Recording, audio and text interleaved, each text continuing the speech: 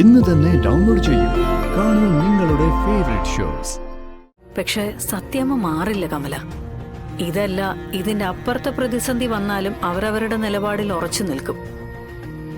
അവരുടെ ആ ശക്തി എന്ന് പറയുന്നത് തന്നെ അവരുടെ സ്വഭാവമാ. അത് മാറിയ പിന്നെ അവരെ ഒന്നിനും കൊള്ളൂല.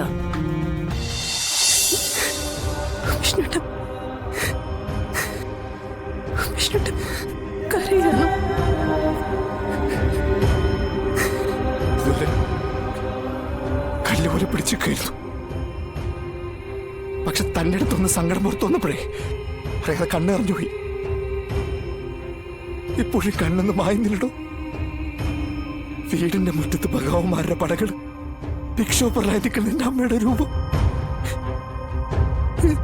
എന്റെ ചങ്ക് കത്തുന്ന കാഴ്ച, അതിപ്പോഴും എന്റെ ഉള്ളിൽ നിറഞ്ഞു നിൽക്കുക. അറിയോ, അത് ഓർത്തപ്പോ ദേവരണം വിട്ടുപോയെന്ന് പറയുന്നത് ശരിയാ. എടോ, തനിക്കറിയാലോ, ആ വീട്ടുമുറ്റത്ത് നാട്ടുകൂട്ടം വിളിച്ചുകൂട്ടി അതിനു മുമ്പ് കസാര വലിച്ചിട്ട് കാലുമേ കാല് ഏറ്റുവെച്ച് നീതി നിയമവും നടപ്പാക്കിയിരുന്ന, പഞ്ചായത്ത് വിളിച്ചുകൂട്ടി വീതി പറഞ്ഞിരുന്ന സത്യമ്മ എന്ന് പറഞ്ഞ എന്റെ അമ്മയുടെ ഒരു ചിത്രം ഉണ്ടായിരുന്നു എന്റെ മനസ്സിൽ.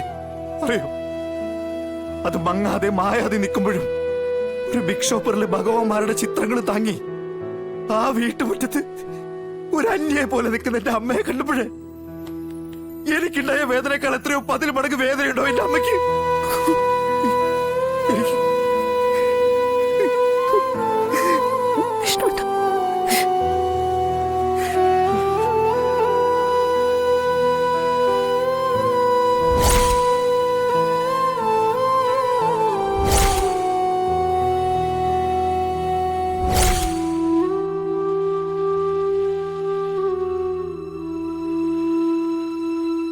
വിഷ്ണുട്ടോ,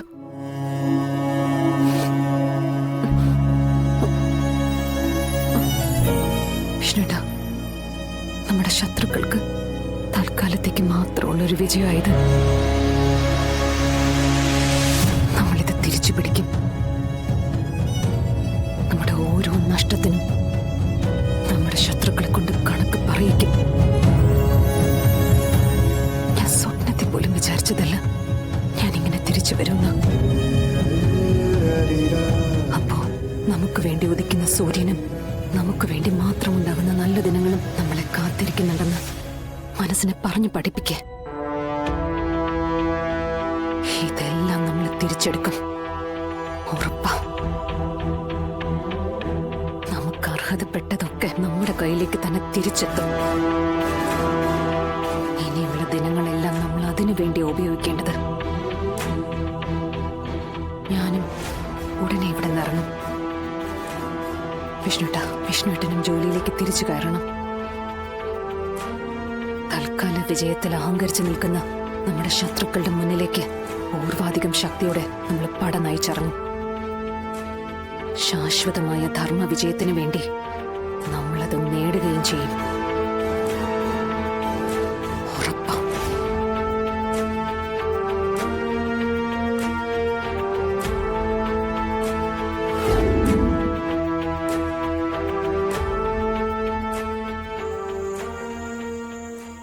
അതെ, രണ്ടുപേരും മിടുക്കികളായിട്ട് ഈ ചോറ് മുഴുവൻ കഴിക്കണം കേട്ടോ. ഒരു ചോറ് പോലും ബാക്കി വെക്കരുത്. നിങ്ങൾക്ക് ഇഷ്ടമുള്ള കറികളൊക്കെ തന്നെയാ ഉണ്ടാക്കിയിരിക്കുന്നത്. കഴിക്കല്ലേ ശാരദാമ്മേ?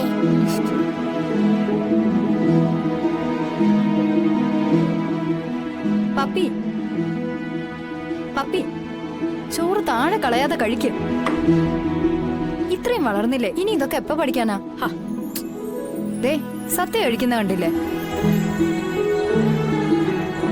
നീ എന്തിനാ ശ്യാമെ തൊട്ടതിനും പിടിച്ചതിനും ഒക്കെ അവളെ ഇങ്ങനെ എപ്പോഴും വഴക്ക് പറഞ്ഞുകൊണ്ടിരിക്കുന്നത്? അവള് കൊച്ചുകുട്ടിയല്ലേ. ഭക്ഷണമൊക്കെ കഴിക്കുമ്പോ 1-2 വറ്റൊക്കെ നിലത്ത് പോകും. ഓ, അതങ്ങ് തൂത്തുവാരി കളഞ്ഞാ പോരെ? അമ്മ നോക്കിക്കേ, അവള് കഴിക്കുന്നതിനേക്കാൾ കൂടുതൽ ചോറ് താഴെ കിടക്കുക. പിന്നെങ്ങനെയാ ഞാൻ പറയാതിരിക്കുന്നേ? അതേ, പാത്രം ഇങ്ങനെ അടുപ്പിച്ചു വെച്ച് കഴിക്കുമ്പോ താഴെ പോവില്ല കേട്ടോ.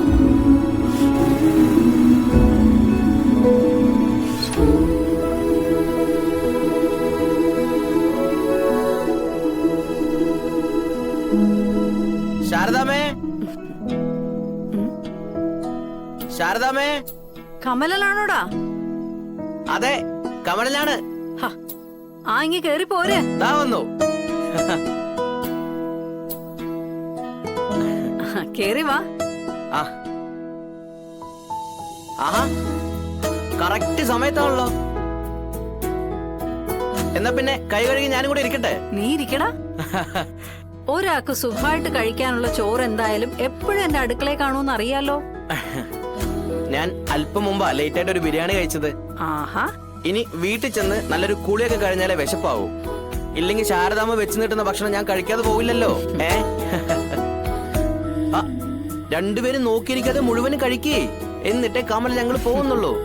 കഴിച്ചോണ്ടിരിക്കല്ലേ ഞങ്ങളെ. പിന്നെ അവിടെ എന്തൊക്കെയുണ്ട് കമല വിശേഷം? പുതിയ വീട്ടിലെ താമസമൊക്കെ, വീടൊക്കെ ഇഷ്ടായോ സത്യമ്മയ്ക്കും അച്ഛനും ഒക്കെ? ഇഷ്ടമായാലും ഇല്ലെങ്കിലും അവിടെ ഇനി ജീവിക്കണം. കുറെ പ്രതാപത്തോടെ ജീവിച്ചതല്ലേ. ഇനിയിപ്പോ കുറച്ചു കാലം കുചേലിനെ പോലെ ജീവിക്കാണ് യോഗമെങ്കിൽ അങ്ങനെ ജീവിച്ചല്ലേ ഒക്കൂ. അപ്പൊ നിനക്ക് ചായയും വേണ്ട? എനിക്ക് ഒരു ഗ്ലാസ് കുടിവെള്ളം മാത്രം തന്നാ മതി. ഇനി ഇവിടെ വന്നിട്ട് എന്തെങ്കിലും കഴിച്ചില്ല എന്നുള്ളൊരു പരാതി വേണ്ടല്ലോ.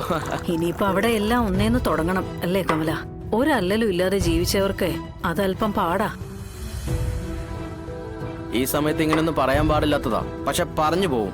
സത്യമ്മയുടെ സ്വഭാവം കാണുമ്പോ എന്റെ ആശാനും ഏടത്തേമ്മയും ഒരുപാട് സത്യമ്മ ദ്രോഹിച്ചിട്ടുണ്ട്.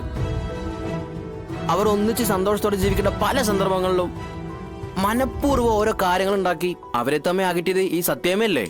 ആ വീട്ടിലെ സത്യമയ്ക്കല്ലാതെ മറ്റാർക്കാണ് അവിടെ എന്തും ചെയ്യാനുള്ള സ്വാതന്ത്ര്യം ഉള്ളത്? ബാക്കിയുള്ളവരെല്ലാം സത്യമ പറയുന്നത് കേട്ട് അവിടെ ജീവിച്ചു പോകുന്നവരാ. സത്യമയുടെ കൈകളിലായിരുന്നു ആ വീടും ആ പറമ്പും അവിടുത്തെ വരാഴുകയും എല്ലാം. എന്നിട്ടിപ്പോ എന്തായി? ഇരുട്ട് വെളുക്കും മുമ്പ് അതെല്ലാം കൈവിട്ടു പോയില്ലേ. ഞാൻ എപ്പോഴും എന്റെ ആശാനടുത്ത് പറഞ്ഞൊരു കാര്യമുണ്ട്. ആശാൻ ഏട്ടത്തമ്മയ്ക്ക് ഒരു ദിവസം വരും, അന്ന് നിങ്ങളുടെ നന്മ ആഗ്രഹിച്ചുകൊണ്ട് നിങ്ങൾ പറയുന്നത് മാത്രം കേട്ട് നിങ്ങൾക്കൊപ്പം സത്യമ ഉണ്ടാവുന്ന. ഏതാണ്ട് ഞാൻ പറയുന്ന പോലെയൊക്കെ സംഭവിച്ചു വരുന്നുണ്ട് അല്ലേ ശാരദാമ്മേ? വരുന്നുണ്ട്. പക്ഷെ സത്യമ്മ മാറില്ല കമല.